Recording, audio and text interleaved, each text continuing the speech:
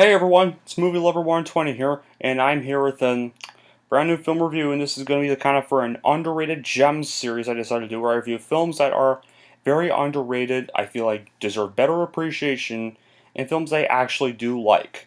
And to kick off this episode, to kick off this series, episode 1 is going to be none other than the 2005 animated movie Robots, from now the second film from now defunct animation studios Blue Sky Studios, the company behind behind the overly long Ice Age franchise. Yeah, So this film was released in March 11th, 2005, and stars the voice cast of Ewan McGregor, Halle Berry, Greg Kinnear, Mel Brooks, Amanda Bynes, Drew Carey, and late actor Robin Williams. Yeah. I remember when I was like around in second grade. No, first was it? First grade. Actually, first grade.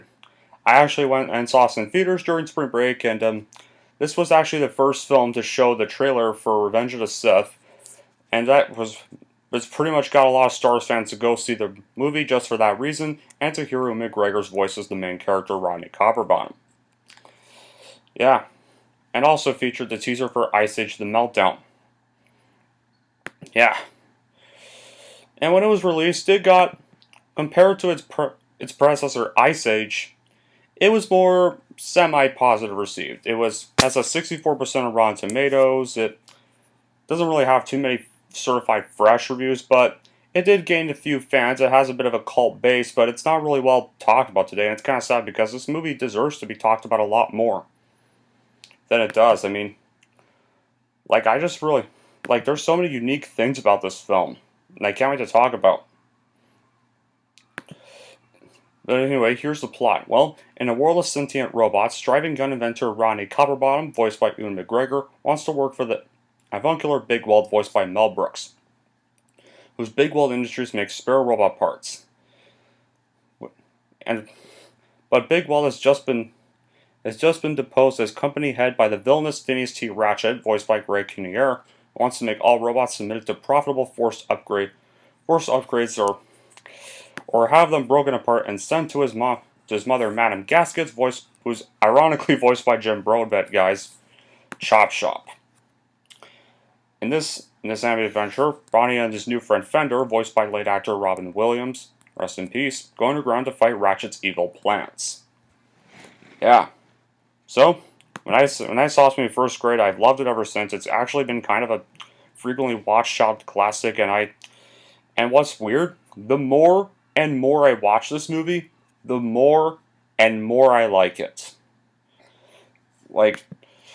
Seriously, and here's why. Because of the very smooth animation and eye-catching visuals, the sci-fi robotic setting has every detail featured and absolutely pop. Like, for example, Robot City has this unique and cartoony animation and design style that's aged surprisingly well. The characters' designs are even creative, and even their movements work in their favor. There's some incredible world building, and there's plenty of likable characters too. For example,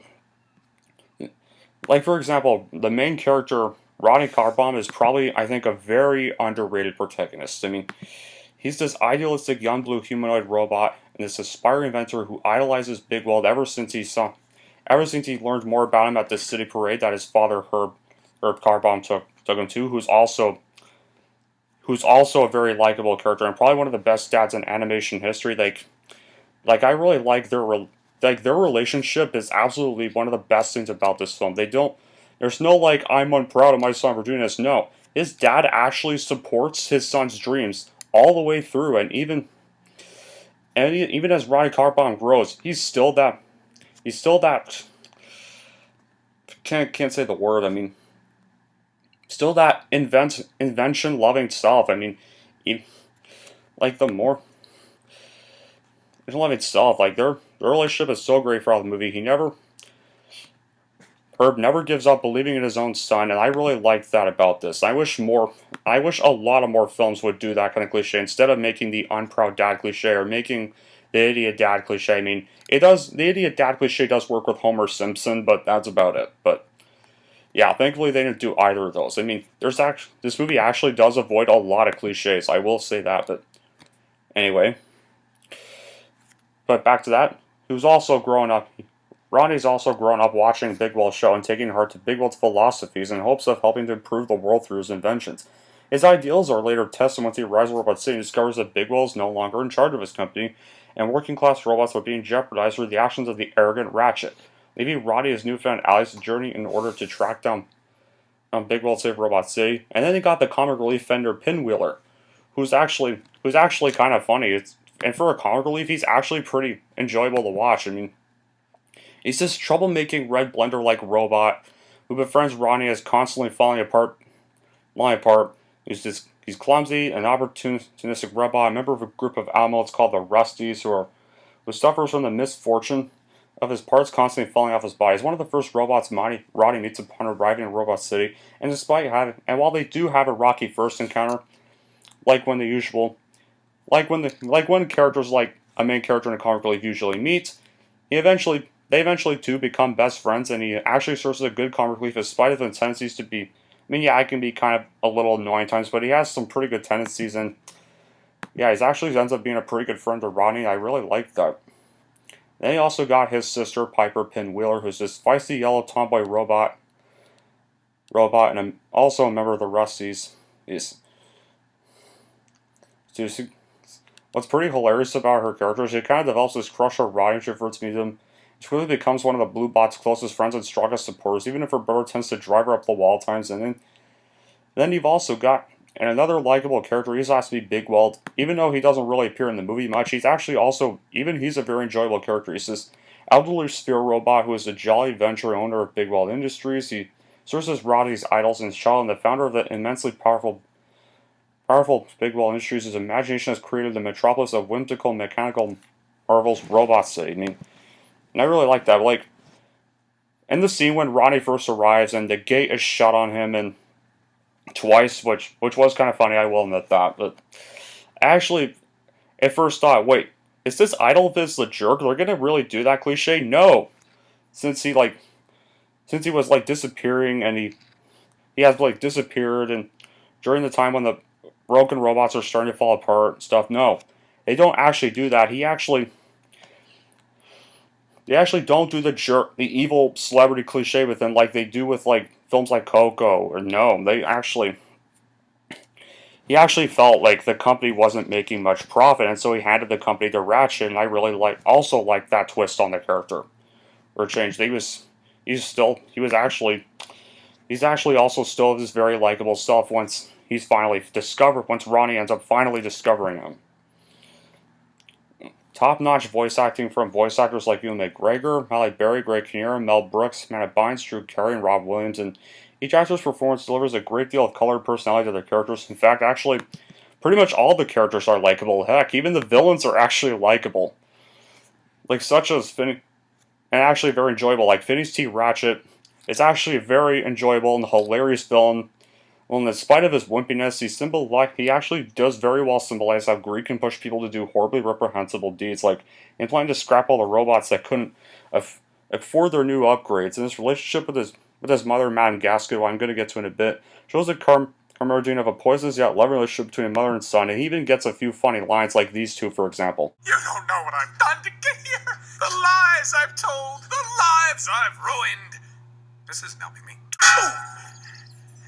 Oh my gosh, I'm as crazy as my mother. Yeah.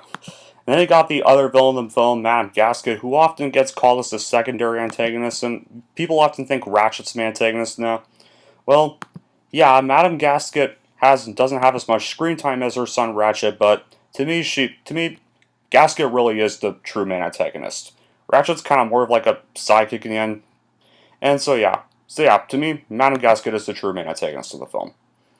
Despite having a little bit of screen time, is also an amazing antagonist, and she was the one who's behind the plot of the movie, and is the one who told Ratchet all his evil ideas, and the one who tried to outmode robots and killed Bigwell, just so she and her son could take over Robot City. And actually does have some pretty good voice acting performance from Jim Broadbent. Yes. Yeah, guys, the dude actually voices Gasket. It actually kind of makes it actually kind of funny, really. I mean, I actually kind of enjoy that. And there's still a cool soundtrack by John Powell that perfectly fits in the sci-fi setting the film takes place in, as well as the events that occur when said tracks are playing, and even delivering some strong messages about following your dreams and never giving up even when life gets tough and it seems like you won't be able to achieve your dreams. The fact that, yeah, like, can't believe this, once again, I can't believe this film isn't really looked at that much, and even despite all the strong messages it has. And the whole childhood montage that shows Ronnie growing up is very cute and funny too. And has a good and even has this one of the best good moral lines ever, and that is, you can shine no matter what you're made of. Yeah, also the party scene at the Big Wall Ball is also pretty impressive. Now, are there some bad qualities? Well, yeah, obviously there is. I mean, like, the story is probably a bit weak as aspects, being somewhat cliche, but there's not too many cliches. They actually pull out some cliches. There's no unlikable characters. There's no lie revealed cliche. There's no unproud dad cliche. There's no immature son cliche. No. There's none of those in this for once. They actually avoided, and there's also no jerk celebrity cliche with the robot Rodney idolizes. No. And like I've said about Gasket, while she is a unique antagonist, she does get she hardly has as much screen time in the film, and Cappy is also kind of a good cool character, but even she doesn't really get much screen time either. She's just kind of more of a love interest, really, but even she's kind of a cool character, though. And some of the jokes, while they are funny, can get a little immature sometimes for a kid's film, but honestly, even the immature jokes actually got a laugh out of me. Like, there's when Big Wall's like going to confront Ratchet, and all the executives are like all shocked to see him come back, and one of the executives exits the boys' bathroom, which has that plug symbol showing the boys in the outlet, and there's a picture of an outlet, spark outlet, showing a picture that it's a girl's bathroom. He actually walks to a girl's bathroom. It actually got quite a bit of a laugh. Gotta say, yeah. Yeah, anyway, but despite those cliches, despite some of those rare cliches, I personally find this my favorite Blue Sky movie. Yeah, no offense, Ice Age fans and Peanuts movie fans. I think this is probably their best one yet. Well, when they were in animation studio, because they're officially now defunct, guys, so yeah. Don't expect any more movies from them now. But yeah. When they were in animation studio, this was probably their best one of their non-Ice Age stuff, and no other non-Ice Age movie ever really could top this. I mean, Peanuts movie was good too, but like Robots to me was something else. I mean, yeah, it's not remembered that much, but it has a bit of a small cult base, and there's people who claim it's very underrated, and I even agree with them. So, if you want to look for a little decent, little enjoyable animated flick, I would definitely give, that doesn't have as much annoying cliches, I'd give this a watch, and here's how I'll rank this. I am going to give Robots an 8 out of 10. Alright. That wraps up episode 1 of my Underrated Gems series.